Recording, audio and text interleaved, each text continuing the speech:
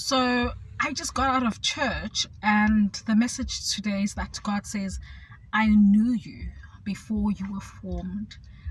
I knew you before you were in your mother's womb.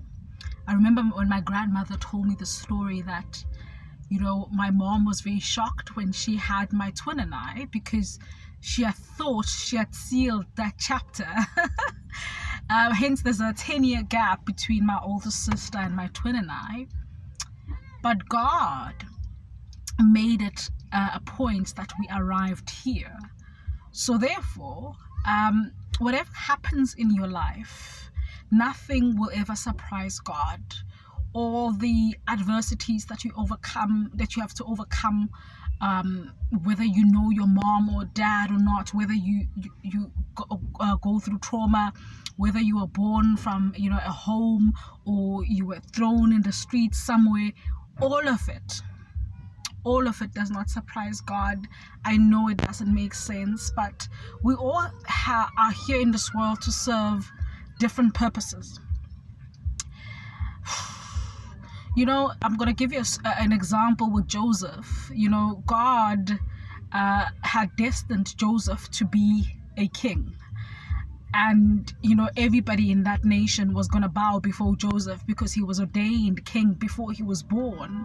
But God did not stop the betrayal from Joseph's brothers, who threw him away and threw him to slavery. Joseph suffered many, many years. And, he was enslaved for many years. But that did not stop God's destiny. Within the years of slavery that Joseph had to sort of like live in and endure, that's when God was building Joseph's character to be able to stand as a very strong, discerning king. Sometimes God allows certain things to happen so that you can have the power to discern and to decide and make decisions, and your authority comes from a point of reference. Hence the two people can tell a story, but you find that there's so much conviction that comes from another person who tells the same story because they have a point of reference. It makes sense. They are believable.